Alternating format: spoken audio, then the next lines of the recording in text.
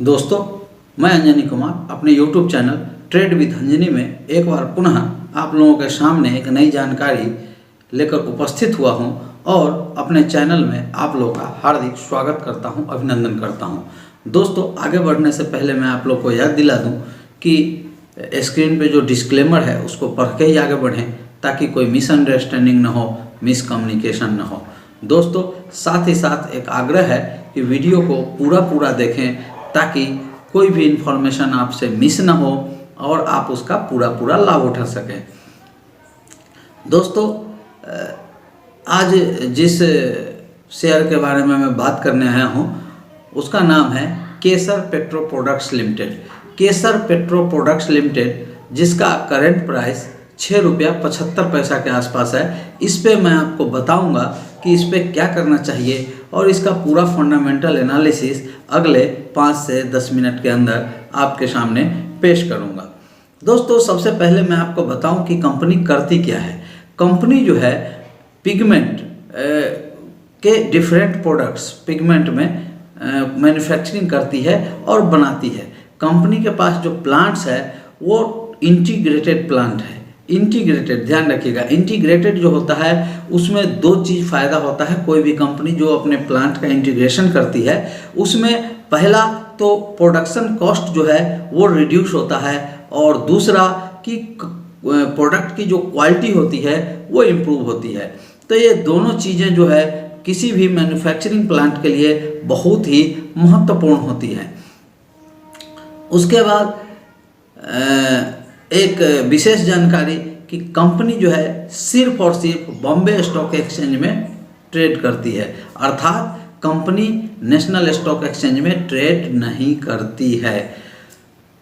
तीसरी बात कि कंपनी का जो टोटल इंस्टॉल्ड कैपेसिटी है, मैन्युफैक्चरिंग कैपेसिटी जो टोटल है, कंपनी लगभग आज के डेट में मात्र 50% के आसपास ही यूटिलाइज कर पा रही है। या तो हो सकता है कि उसके पास ऑर्डर नहीं हो सकता है कि मार्केट में डिमांड नहीं हो, कुछ भी कारण है, लेकिन कंपनी अपने पूरे मैन्युफैक्चरिंग कैपेसिटी को यूज करने में अभी तक सफल नहीं हो पाई है।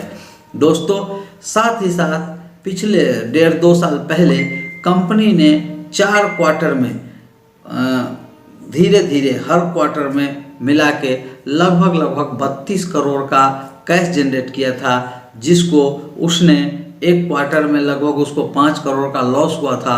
अर्थात वो जो बाकी पैसे हैं वो कंपनी के या तो कैश अकाउंट में हैं या कंपनी ने अपने कैपेसिटी एक्सटेंशन में या किसी काम में कंपनी के डेवलपमेंट में खर्च किया है।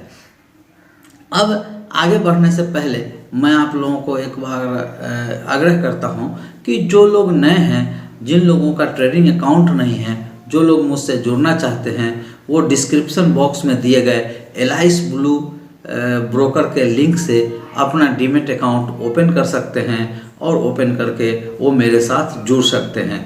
दोस्तों, एलाइस ब्लू जो है एक बहुत ही हाईएस्ट मार्जिन ब्रोकर है इंडिया का और उसकी सर्विस भी कंपैरेटिवली अच्छी है। आगे मैं कंपनी के फिनेंशियल्स पे नज़र डालूंगा। ध्यान रखिए, कंक्लूजन में लास्ट में बताऊंगा क्यों इन्वेस्ट करना चाहिए या क्यों इन्वेस्ट नहीं करना चाहिए। इस पे मैं बाद में आपको बताऊंगा। इसके लिए ज़रूरी है कि आप काफ़ी बारीकी से वीडियो को देखते रहिए। दोस्तों, इसके जो फिनेंशियल्स है आज के डेट में ₹6.75 पे जो इसका मार्केट कैप है 62.3 करोड़ के आसपास है। बुक वैल्यू ₹12 के आसपास है। ध्यान रखिएगा, बुक वैल्यू भी कंपनी का बहुत ही महत्वपूर्ण पैरामीटर होता है।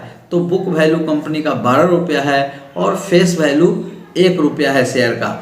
अगर 52 वीक हाई लो की बात करें तो कंपनी ₹7.98 अर्थात लगभग ₹8 का हाई और ₹2.45 का 52 वीक लो बनाया है।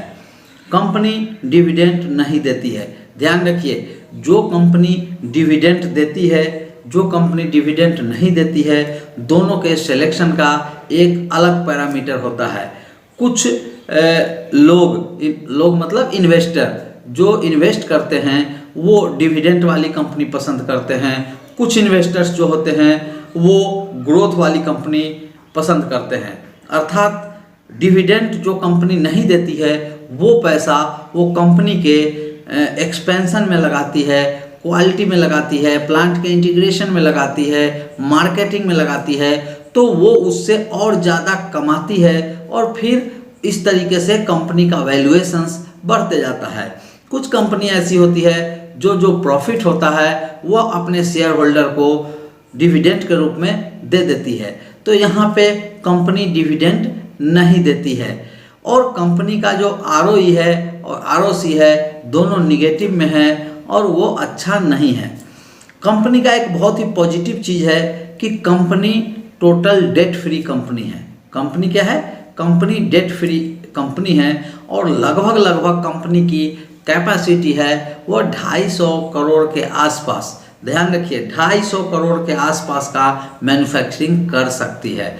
लगभग 150 करोड़ के आसपास का वो करती है। 120 करोड़ 150 करोड़ तक कंपनी जा सकती है, अर्थात कंपनी में ग्रोथ की संभावना है बिना कुछ पैसा लगाए हुए।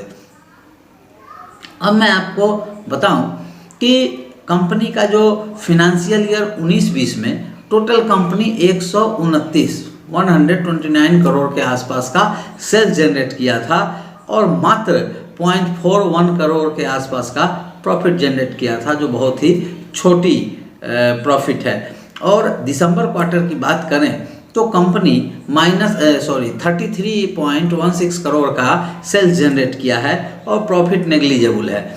अब महत्वपूर्ण बात यह है कि कंपनी जिस तरीके से सेल्स में ग्रोथ पुनः आई है, कंपनी का डिमांड काफ़ी कम गया था, कंपनी का सेल्स काफ़ी कम गया था, लेकिन जिस तरीके से कंपनी का डिमांड आना शुरू हुआ है और जिस तरीके से इंडियन और ग्लोबल इकोनॉमी में रिकवरी के संकेत हैं, उस तरीके से आगे कंपनी के प्रॉफिट करने की संभावना है। ये मेरा व्यक्तिगत विचार है, चूँकि जितना 2-3 साल से इस कंपनी को मैं ट्रैक कर पाया हूँ उस हिसाब से मुझे लगता है कि कंपनी अब अच्छी रिजल्ट देने वाली है।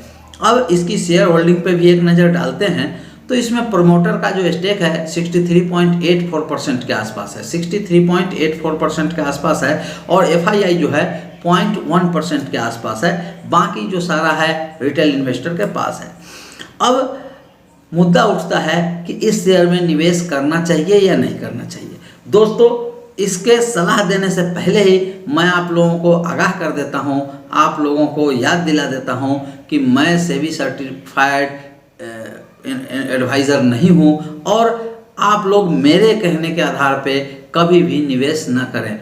निवेश करने से पहले या तो खुद का एनालिसिस करें या अपने फिनेंशियल एडवाइज़र से संपर्क करें। जो भी मैं आपको इन्फॉर्मेशन दे रहा हूं वो एक तो अपना एक्सपीरियंस शेयर करने की कोशिश करता हूं, दूसरा कंपनी का इन्फॉर्मेशन आपको देता हूं। यह पूर्ण रूप से एजुकेटिव और इन्फॉर्मेटिव वीडियो है। दोस्तों, अब मैं बताऊं कि मेरे हिसाब से कंपनी में कैपेसिटी यूटिलाइजेशन अगर डिमांड बढ़ती है तो कंपनी को बिना पैसा खर्च किए हुए अपने कैपेसिटी को एक्सपेंड करने की, प्रोडक्शन बढ़ाने की क्षमता है। दूसरा कि कंपनी का मार्केट शेयर जो है, सेल्स जो है वो लगभग 150 करोड़ के, जो 130 करोड़ के आसपास पिछले फिनेंशियल ईयर में किया है, और निश्चित रूप से इस बार 150 करोड़ के आसपास होने की संभावना है और कंपनी मात्र 62 करोड़ पे, 62 करोड़ पे ट्रेड कर रही है। अर्थात यहाँ से इस प्राइस को 2 से 3 गुना होने की पूरी संभावना बनती है। कंपनी में प्रमोटर का स्टेक भी एक ठीक ठाक वैल्यूएशन है, 63% अच्छी खासी स्टेक होती है। जिस कंपनी में प्रमोटर का स्टेक ज़्यादा होता है वह कंपनी कंपैरेटिवली सेफ मानी जाती है, उसमें प्रॉब्लम होने की खतरे कम रहते हैं। तो उस तरीके से प्रमोटर होल्डिंग भी अच्छी है। दिक्कत की बात यह है कि पिछले कुछ क्वार्टर्स में कंपनी ने अर्निंग्स नहीं दिखाई है, प्रॉफिट्स नहीं दिखाई है। कंपनी का जो सेल्स है वो प्रॉफिट में कन्वर्ट नहीं हो पा रही है। कंपनी कह रही है कि वो ट्रबल में है और क्योंकि डिमांड कम गया है, प्राइस ड्रेस्टिकली रिड्यूस हो गया है, जिसके कारण प्रॉफिट ऑफ मार्जिन पे असर पड़ा है। दोस्तों, जिस प्राइस पे कंपनी ट्रेड कर रही है इस प्राइस पे एक अच्छी कंपनी, आपको डेट फ्री कंपनी एक बहुत ही चीपर वैल्यूएशन पे मिल रही है। जिन लोगों का व्यू लॉन्ग टर्म का है, ध्यान रखिएगा मैं स्पष्ट बोलने वाला व्यक्ति हूँ, लॉन्ग टर्म का है, जो 3 महीने 6 महीने वाला व्यू नहीं है, उन्हीं को ऐसे शेयर में पैसा लगाना चाहिए। या उस व्यक्ति के लिए ऐसा सलाह है जो जिसको पेनी स्टॉक ही पसंद है, तो पेनी स्टॉक में भी वो स्टॉक चूज करना चाहिए जिसमें प्रमोटर होल्डिंग ठीक ठाक हो, जिसमें मालिक का ट्रस्ट हो, जिसका पास्ट परफॉर्मेंस भी कभी ठीक रहा हो, साथ ही साथ कंपनी में ग्रोथ की संभावना हो और प्रॉफिट और अर्निंग्स की संभावना हो। तो दोस्तों उस सभी पैरामीटर्स पे केसर पेट्रो प्रोडक्ट्स लिमिटेड इस प्राइस पे एक अच्छी वैल्यू पिक हो सकती है जिन लोगों को पेनी स्टॉक में निवेश करना है वो लोगों के लिए। लेकिन बहुत ही कम मात्रा में निवेश करें, कंपनी काफ़ी हाईली रिस्की है। Risk in the sense, risk ऐसा नहीं है कि कंपनी बैंकरप्ट हो जाएगी, क्योंकि डेट फ्री है तो बैंकरप्ट होने की संभावना नहीं है। रिस्क ये है कि कंपनी प्रॉफिट नहीं जनरेट कर पाती है, कंपनी अपने अर्निंग्स में सुधार नहीं कर पाती है, तो इसका ज़्यादा प्राइस मूवमेंट नहीं होगा। सट्टा पे हो जाए वो अलग बात है, नॉर्मल प्राइस मूवमेंट ज़्यादा नहीं होगा। मैक्सिमम बिना परफॉर्मेंस के 10-11 रुपये तक ही जाने की संभावना है। दोस्तों मैं एक बार पुनः कहता हूँ कि निवेश करने से पहले अपने फिनेंशियल एडवाइजर से ज़रूर सलाह मशवरा कर लें, तभी निवेश करें। और डिस्क्लेमर में मैं आपको ये भी बताना चाहता हूँ कि यह स्टॉक मेरे पोर्टफोलियो में है, ये मैं आपको बता देना चाहता हूँ। बाद में ऐसा न समझे कि इनके पास था और इन्होंने बताया नहीं। तो मेरे पास ये पोर्टफोलियो में ये स्टॉक है और क्वांटिटी तो डिस्क्लोज नहीं करूँगा, लेकिन ये स्टॉक थोड़ा सा मैंने लिया हुआ है। दोस्तों इसी के साथ मैं अपना बात समाप्त करता हूँ। फिर अगले वीडियो में मैं आपको बताऊंगा कि कैसे मेरा प्रेडिक्शन जो हमने दिसंबर में एक वीडियो लाया था उदास एनर्जी का, उसका जो हमने प्रेडिक्शन किया था वो कितना सटीक साबित हुआ है, इसका मैं एनालिसिस अगले वीडियो में करूँगा। तब तक के लिए मैं आप लोगों से इजाज़त चाहता हूँ। नमस्कार।